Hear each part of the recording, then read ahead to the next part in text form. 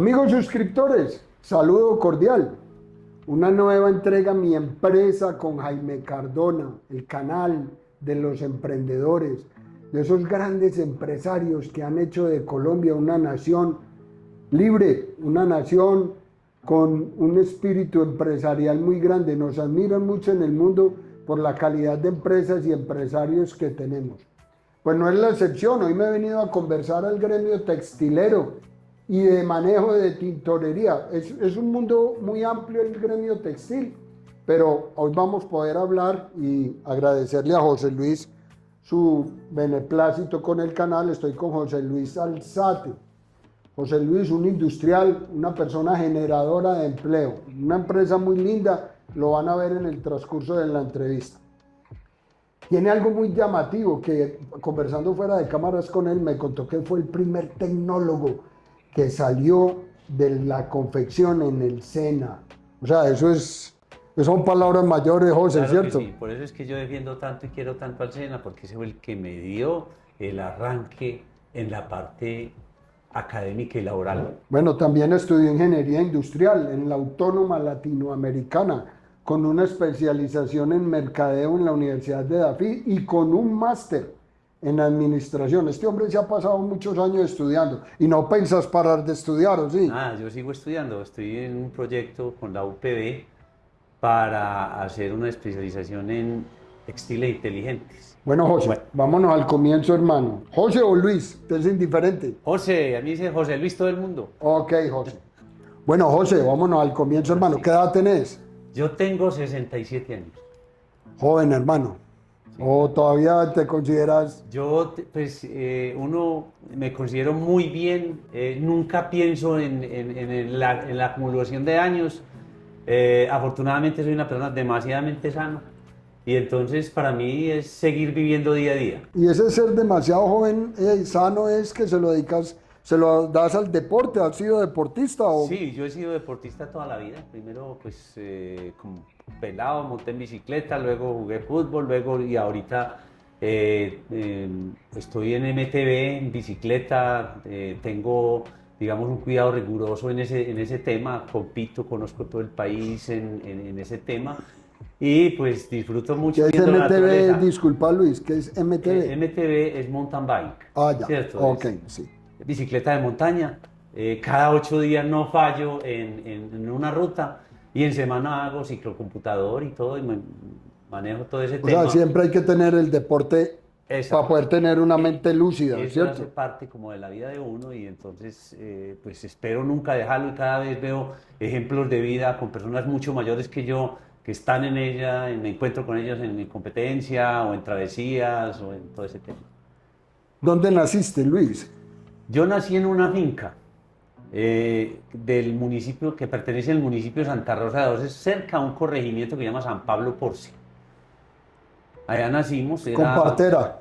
¿Ah? Como naciste en una finca, fue parto asistido ahí. Pero esta vez era un partero, ¿cierto? Ya. Tenía la característica que era un partero, don Salvador, que era como el boticario del pueblo, ¿sí? Y entonces el pueblo quedaba por ahí a caballo, quedaba por ahí a media hora, porque Santa Rosa, el municipio, quedaba 6 horas. Entonces lo más cercano era el municipio, el corregimiento. Allá nacimos 7 hijos. Mi papá fue médico, mi papá se casó ya muy, muy cucho, digámoslo así, pero tuvo 7 hijos y pues se fue para la finca y era un tipo muy benefactor, conocía mucho la gente de la región, le ayudaba mucho a la gente y bueno, y digamos por ahí a los 4 años, 5 años nos fuimos para vivir al corregimiento, a San Pablo Porce.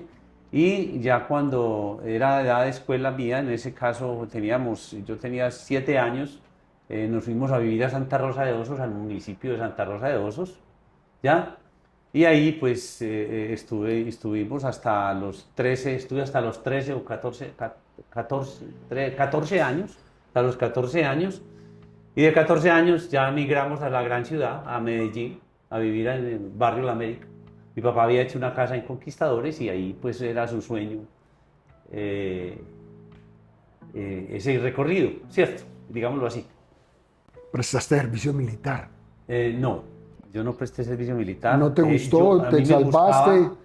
Hubo dos características. Primero que todo, pues yo quería ser, digamos, cura, porque en Santa Rosa de Osos era la influencia. Yo tenía dos hermanas ya que estaban, pues que fueron monjas, una tía monja, entonces la influencia era mucho. Y empecé a estudiar el primero bachillerato en el seminario de Santa Rosa de Osos. Y ese seminario pues era un bachillerato demasiado exigente, demasiado bueno, que yo creo que me dio la primera piedra de formación. Pues a mí me dijeron, usted no tiene vocación, usted, porque yo era demasiado hiperactivo y fui demasiado hiperactivo toda la vida. Y entonces a mí no me aguantaba nadie. En el seminario me dijeron, hermano, aquí no puede seguir. Ya cuando... Lo tuyo no es la Biblia. Entonces cuando llego ya aquí a Medellín, cuando llegamos a Medellín, llegamos a estudiar al Liceo San Javier. Mi papá tenía un amigo que era el rector del Liceo San Javier. Entré al Liceo San Javier, ahí hice de segundo a sexto bachillerato en esa época. Y pues fui muy buen estudiante, excelente estudiante. Representé al colegio en mejores bachilleres Coltejer. Y bueno, mi papá quería que fuera médico. Y entonces me presenté a medicina a la Universidad de Antioquia y no pasé. Ya, no pasé. A los 6 meses pasé a medicina veterinaria. Empecé medicina veterinaria, pero resulta de que los paros y toda esa inestabilidad que tenía la Universidad de Antioquia, entonces me presenta a la Nacional a hacer zootecnia. Y entonces paso a la Nacional a zootecnia, entro y aparece un paro de 8 meses. Entonces, ¿qué hice ahí? Ahí nosotros ya vivíamos en Conquistadores, al frente, el garaje que había, se lo habíamos alquilado a un señor, a un empresario de manufacturas Byron que se llamaba de apellido Eskenazi, ¿sí? Entonces le habíamos alquilado el garaje y yo le abría todos los días la puerta. Pero yo estaba en paro, me mantenía leyendo y todas esas cosas. Me dijo, mijo, ¿usted qué hace? No, yo estoy en un paro en la Universidad Nacional, tal cosa. ¿Usted quiere trabajar? Claro, yo quiero trabajar, quiero hacer algo. Y entonces, vaya por allá a la empresa mía, Manufacturas Byron. Yo fui a Manufacturas Byron. Entonces ahí entré y me pusieron a voltear blue jeans. Era una empresa de 180 empleados, tenía 6 secciones y había una sección de jeans. Entonces ahí me pusieron. Esa fue tu primera experiencia laboral. Ahí arranqué. Pero bueno, no me quiero adelantar sin sacar una conclusión. ¿Qué tan importante es para un empresario, para un emprendedor, servirle a la patria? Ir al monte, acampar, comer lentejas, cargar un fusil, lavar tu ropa, pasar 8 o 10 días sin bañarse, matar zancudos, ¿eso es formación? Pues lógicamente hay varios temas de formación, ¿ya? La formación mía pues, fue por la educación de los padres, que es muy importante, ¿ya? Mi papá era una persona muy estricta, muy rígida, era un conservador recalcitrante, entonces pues lógicamente todo en la casa tenía que tener orden, ¿ya? El tema de la naturaleza, lógicamente yo nací entre vacas, entre terneros, el corredor era un ordeñadero, ¿ya? Y pues lógicamente pues uno digamos, se mezclaba con los temas de la finca, de todo eso, entonces había moscos, había boñiga, había que arrear ganado, había que aprender a ordeñar, había una cantidad de cosas ahí que lo hacen a uno, ¿ya? Formarse. Allá no llegaba mucha información en esa época, ya había un radio nomás y se escuchaba radio nomás. Entonces, nosotros no éramos amigos de la gente de la esquina ni nada de esas cosas, pues éramos campesinos y como campesinos pues íbamos al pueblo el fin de semana a mercar. A mercar pues mi papá hacía ganado, negocios de ganado.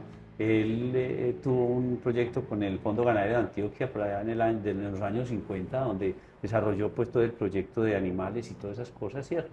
Entonces todas esas cosas pues me fueron formando. Entonces mirar como, digamos, que ir a acampar, qué tal cosa. Yo creo que ahí nació mi amor por la naturaleza, ¿ya? Yo cada vez que toco caminos, que toco carreteras destapadas, que toco montes, que toco naturaleza, en mí hay un cambio porque de ahí salí. ¿Qué papel juega la mujer hoy en día en la prestación del servicio militar. La Corte acaba de sancionar que le tienen que abrir puertas. Además, creo que reclutaron como casi 4 o 5 mil mujeres para las Fuerzas Armadas. ¿Ves con buenos ojos que la mujer sea partícipe de ese proceso? Claro, hay, digamos, una tendencia de igualdad de género. Ya, las mujeres tienen las mismas oportunidades que los hombres. Son, inclusive yo soy, en mi época empresarial, mi desarrollo empresarial toda la vida, mis segundos han sido mujeres. ¿Ya? ¿Y a dónde nació ese tema? Cuando yo entré a esa fábrica de confecciones donde estábamos hablando ahora, a trabajar a Manufactura Biden, habían 180, habían 100 160 mujeres y 20 hombres. ¿Ya? Y entonces uno veía el liderazgo de la mujer. Y así, yo por ejemplo, para mis cargos directivos, lo primero que entrevisto son mujeres. ¿Ya?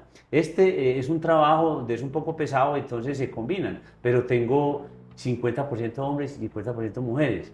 En una sucursal que tuvimos en Pereira hace alrededor de 30 años, todo el personal eran mujeres, los hombres eran un poquito recostados, o sea, los pocos hombres que tuvimos no daban la medida y eran mujeres berracas echadas para adelante. La mujer pereirana es muy trabajadora, o sea, esas son cosas que uno ve a través de la vida, ¿ya? Y allá no había sino dos hombres, el mecánico y yo, que iba 3 veces a la semana a la sucursal de Pereira y de resto eran mujeres y había un orden, un manejo muy, muy excelente. Esa era una empresa que le trabajaba solamente a Levi's.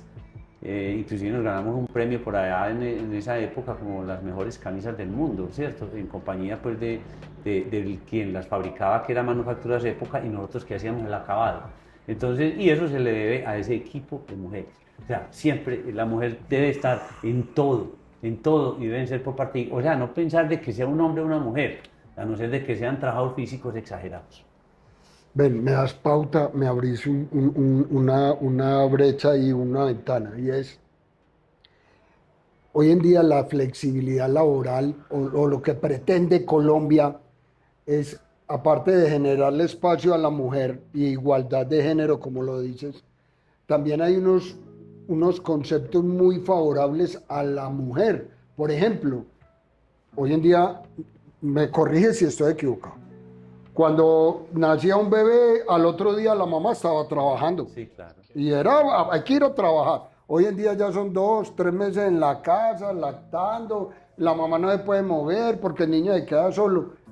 ¿Cuál es la verdadera importancia a nivel social de que Colombia le esté dando tanto protagonismo a la mujer? Vea, hombre, los que hemos tenido hijos y los que hemos tenido nietos, nosotros, pues, los que somos empoderados del tema, es una labor bastante complicada ese levantamiento, ese desarrollo, esa unión en el momento del parto, del nacimiento y esa ayuda que debe haber, porque es que levantar un bebé es muy complicado y no se le puede dejar solo a la mujer. Es tan responsable el hombre como la mujer, pero ese papel deben desempeñarlo y entre más contacto tenga la mujer con el bebé, pues va a tener mejor, digamos, desempeño y desarrollo en el momento, porque son momentos muy importantes en la vida, ¿ya?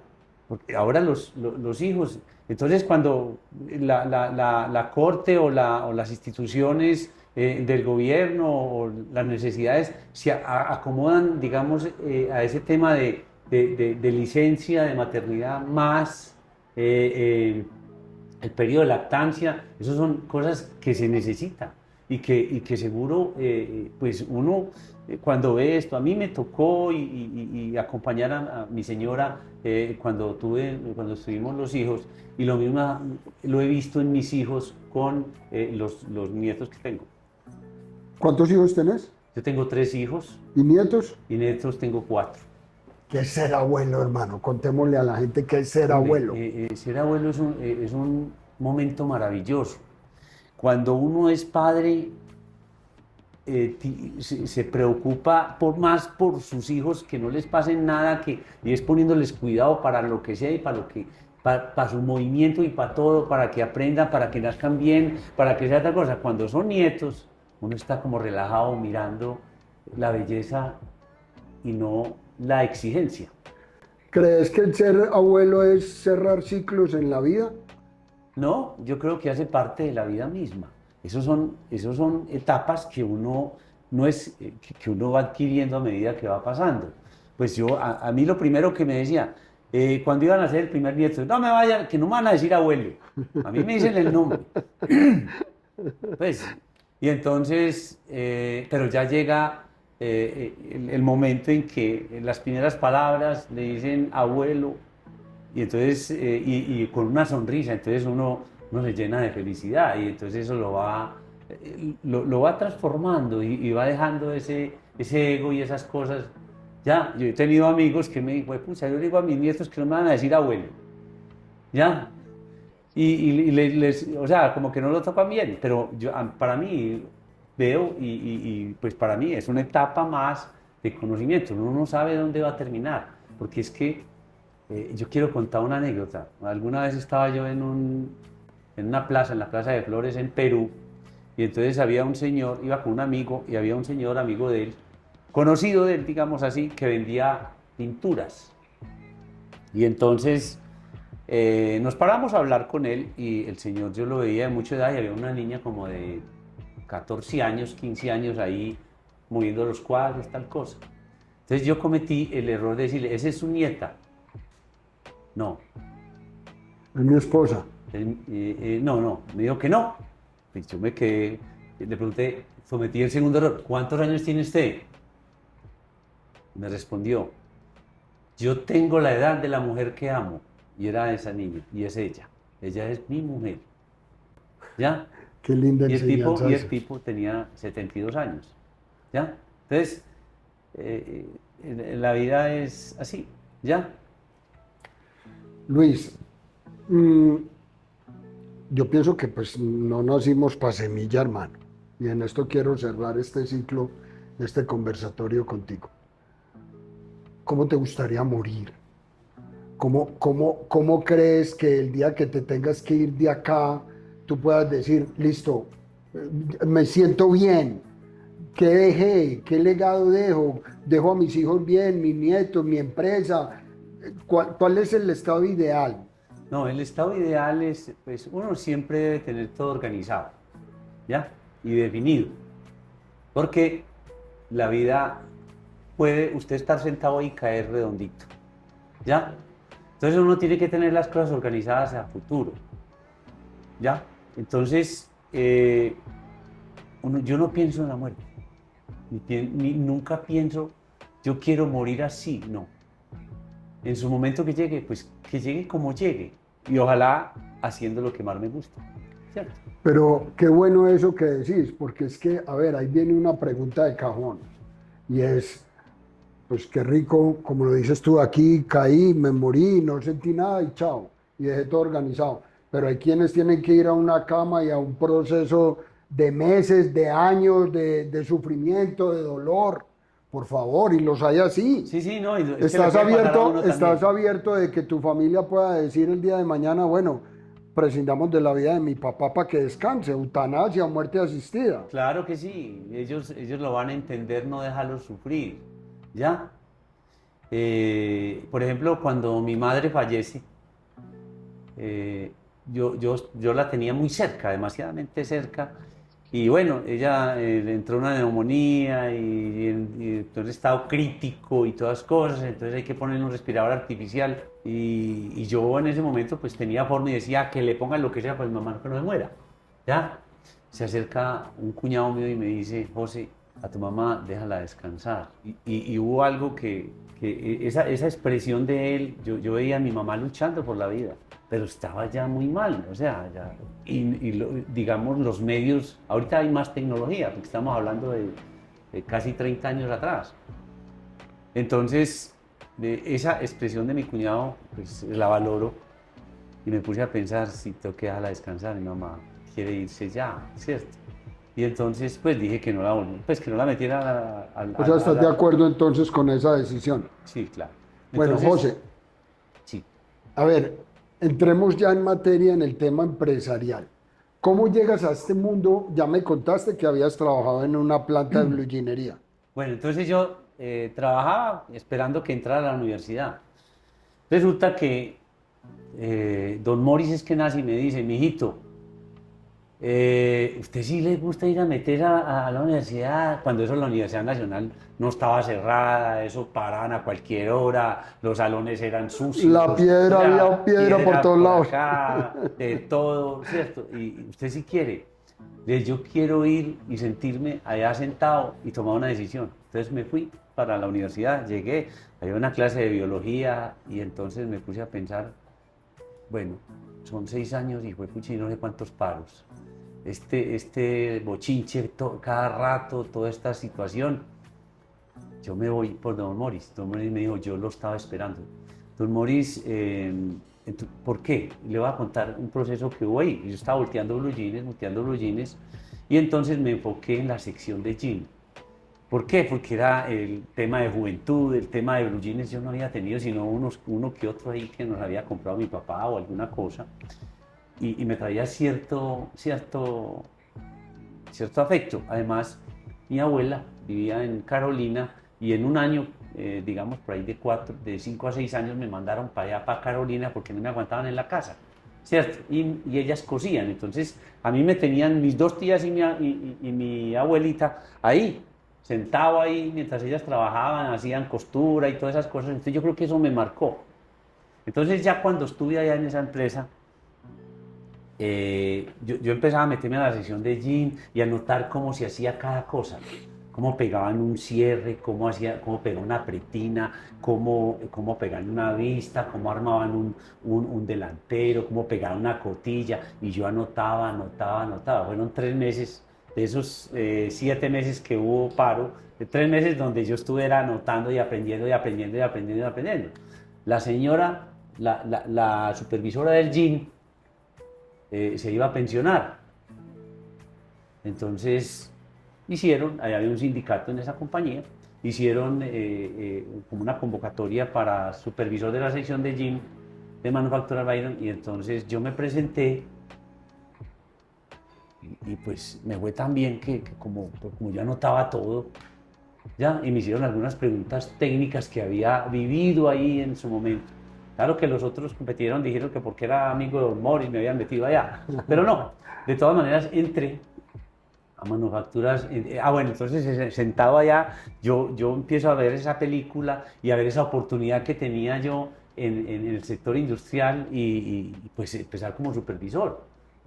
Y entonces me nombraron supervisor de la sección de jean. A los 3 meses fue la empresa que más, la sección de mejor rendimiento. ¿Por qué? Porque toda la gente allá pasaba de 20 años sentada en una máquina. Yo era un pelado de 19 años y les decía, trataba a la gente con cariño, con respeto. Entonces la gente me fue cogiendo cierto afecto, porque el jefe que era el jefe de producción las gritaba, las maltrataba, les pedía plata. Bueno, eso era horrible. En esa época, pues estamos hablando de muchos años atrás, y llegar uno ahí, y entonces, cuando a mí me nombraron ya supervisor de jean, yo la reuní a todos y les dije, yo no sé nada. Aquí las que saben son ustedes que tienen la experiencia, ayúdenme a sacar esto adelante, y así me quedo mucho tiempo. Y por eso, pues, los resultados tan buenos. Y empezaste a combinar también con el estudio, ahí entraste al SENA, me imagino. Entonces, ahí ya, como deseché el tema de la universidad, y me tengo que aprender algo que vaya con esto. En ese momento estaba saliendo el tema de ese nuevo programa en el SENA que se llamaba Tecnólogos de la Confección, ¿ya? Y entonces entré a ese, hubo un examen, ¿cierto? Un examen sencillo. ¿Tus padres te pagaron el estudio o fuiste de los que tocaban la puerta en el ICETEX como muchos? Por ejemplo, yo soy del ICETEX. Yo toqué el ICETEX un poquito más adelante, porque yo emprendí muy rápido, ¿cierto? Sí. Entonces ahí ya después me tocó reemplazar, viendo los resultados de la sección de jean, el señor Reina, que era el jefe de producción de allá, salió porque el sindicato pidió que tenía que salir. Don Morris me nombró jefe de producción de la planta, y entonces la empresa subió pues, aplicar lo mismo. Me fue muy bien, era muy joven, y de todas maneras, y estaba estudiando pues ya en el SENA, ¿sí? Entonces ahí eso me ayudaba económicamente. Hiciste, esto es anecdótico. cuando uno recibe el primer salario. Una cosa es lo que le dan la mesa a los papás. Vea, mijo, para que vaya y compre bombón y lo tal. Pero recibir un primer salario, ¿qué hiciste? Pues yo lo primero que hice fue comprar ropa, ¿cierto? Comprar ropa, pues en mi casa pues había cierto modo, indudablemente, mi papá pues había dejado muy organizado sus cosas y había cierto modo y entonces lo que mi mamá decía, lo que ustedes se ganen, mm, pues es para que Inviértalo en en ustedes. ustedes, ya. Y bueno, y de pronto pues alguna cosa, algún detalle se compraba y pues yo estaba muy emocionado, ¿no? Pero siempre tuviste en mente, Luis, qué pena decirle, mamá, mire, le traje esta torta, le traje este perfume, le traje... Lógicamente uno hacía eso, o sea, Uno tiene que agradecer, sí. detallitos a mi mamá que había quedado ya viuda por el tema y todas esas cosas y pues O sea, nunca olvidar ni de dónde venimos, ni y, los que el servicio que nos claro, prestaron nuestros sí, padres. indudablemente eso es así. Siempre fuiste recíproco en eso. Exactamente, hasta Bueno, que mi mamá se murió, pues yo siempre estuve al lado de ella.